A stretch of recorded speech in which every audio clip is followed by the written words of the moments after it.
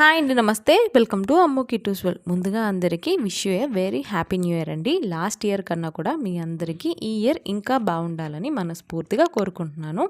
అలాగే మీరు కోరుకున్నవన్నీ కూడా మీరు సాధించాలని మన అమ్ము కిట్టూస్ వరల్డ్ ఛానల్ తరపు నుంచి నేను కోరుకుంటున్నానండి. అలాగే మన ఛానల్ స్టార్ట్ చేసింది కూడా లాస్ట్ ఇయరేనండి. చాలా బాగా సపోర్ట్ చేస్తున్నారండి. ఇంకా కూడా మీ సపోర్ట్ నాకు చాలా అవసరం.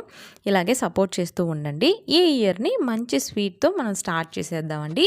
ఇక్కడ నేను బూడిది గుమ్మడికాయతోని హల్వా చేసి చూపించబోతున్నాను. దీనికోసం 1 కేజీ వరకు ఇలా బూడిది గుమ్మడికాయని తీసుకోవాలి. ఈ బూడిది గుమ్మడికాయ పూర్తిగా లేతగా కాకుండా ముదురుగా కాకుండా మీడియం లెవెల్లో ఉండాలండి. అప్పుడు హల్వా చాలా బాగుంటుంది. ఇలాగా కట్ చేసుకొని ముందుగా వాష్ చేసుకోవాలండి. తర్వాత కట్ చేసుకున్నాక ఈ మధ్యలోని వైట్ పార్ట్ అంతా కూడా తీసేయాలి. పూర్తిగా తీసేయకూడదండి. ఈ గింజలు ఉన్నాయి కదండి, ఆ పార్ట్ వరకు తీసేస్తే సరిపోతుంది. ఇలా కట్ చేసుకున్నాక మధ్యలో అంతా తీసేసుకొని ఈ పైన ఉన్న చెక్కు వేయకూడదండి, తీసేయాలి. తీసేసిన తర్వాత మాత్రమే ఈ హల్వా వేసుకోవాలి. ఈ బూడిద గుమ్మడికాయ కూడా చాలా మంచిదండి హెల్త్కి. అలాగే వెయిట్ లాస్ అయ్యే వాళ్ళు కూడా దీని జ్యూస్ తాగితే చాలా హెల్తీ అండి. రోజుకి ఒకసారి తాగితే సరిపోతుంది. ఇప్పుడు ఈ బూడిద గుమ్మడికాయని చక్కగా చెక్కు తీసుకొని వాష్ చేసుకున్నాక ఇలా తురుముకోవాలండి. మీరు తురుముకునేటప్పుడు ఈ తురిమేది ఉంది కదండి, అది కొంచెం పెద్దగా ఉంటే చాలా బాగుంటుంది. ఇలాగ చూసారా, ఈ లెవెల్లో వస్తుంది. మరి చిన్న హోల్స్ అయితే మాత్రం మరి చిన్నగా వస్తుందండి. హల్వా కొంచెం పాకంలాగా తెలుస్తుంది. ఇలా ఉంటే చక్కగా బాగుంటుందండి తురుము. ఇప్పుడు ఈ తురుమునంతా కూడా మనం కొలుచుకుందామండి. నీరేం పిండాల్సిన అవసరం లేదండి. ఇలా కూడా పిండకుండా చేసుకోవచ్చు. ఇలా నేను తీసుకున్నాను 2 కప్పుల వరకు ఈ బూడిద గుమ్మడికాయ తురుము వచ్చిందండి. ఇప్పుడు ఒక ప్యాన్ పెట్టుకొని 2 స్పూన్ల వరకు నెయ్యి వేసుకోవాలి. ఇప్పుడు మీకు నచ్చిన డ్రై ఫ్రూట్స్ అన్నీ వేసుకొని చక్కగా దోరగా వేయించుకోవాలండి. మీడియం ఫ్లేమ్లో దోరగా ఒక 2 నిమిషాలు వేయించుకొని పక్కన పెట్టేసుకోవాలి. కలర్ ఏం మారాల్సిన పని లేదండి. ఇప్పుడు ఇందులోనే మనం తురిమి పెట్టుకున్న ఈ బూడిద గుమ్మడికాయ తురిమిని వాటర్తో పాటు అలాగే వేసేయాలండి. వేసేసి ఇదంతా కూడా బాగా మగ్గించుకోవాలి.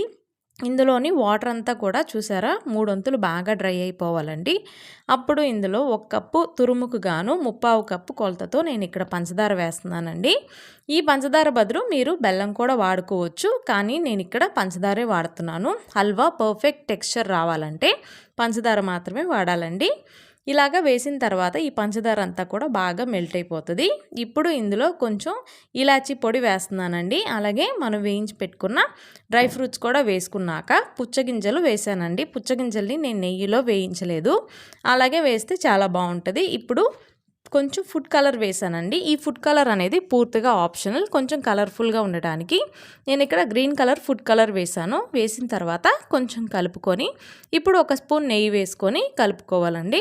ఇలా నెయ్యి వేయడం వల్ల టేస్ట్ చాలా బాగుంటుంది. చూసారా, పర్ఫెక్ట్గా ఈ కన్సిస్టెన్సీ వచ్చేంత వరకు మనం కుక్ చేసుకోవాలండి. మీకు ఎప్పుడు ఆపేయాలని తెలియకపోతే ఒకసారి ఇలాగ వేళ్ళతో చెక్ చేసుకోండి. కొంచెం జిగురుగా ఉంటే సరిపోతుందండి. పూర్తిగా ఎక్కువసేపు ఉడికిస్తే కనుక ఆరిన తర్వాత కొంచెం గట్టిగా అయిపోతుందండి హల్వా. అంతేనండి, చాలా టేస్టీగా ఉంటుంది ఈ గుమ్మడికాయ హల్వా. ఇలా ఒకసారి ట్రై చేసి చూడండి, మీ అందరికీ చాలా నచ్చుతుందండి. అన్ని హల్వాల కన్నా కూడా గుమ్మడికాయ హల్వా చాలా బాగుంటుందండి. ఈ గుమ్మడికాయ హల్వా వేడిగా కాకుండా చల్లారిన తర్వాత కూడా సూపర్గా ఉంటుందండి. మీకు నచ్చినట్లయితే తప్పకుండా మీరు కూడా ఒకసారి ట్రై చేసి ఎలా కుదిరిందో నాకు కామెంట్ చేయండి. అలాగే ఈ వీడియో కనుక మీకు నచ్చినట్లయితే లైక్ చేయండి, షేర్ చేయండి, అలాగే సబ్స్క్రైబ్ చేసుకోండి.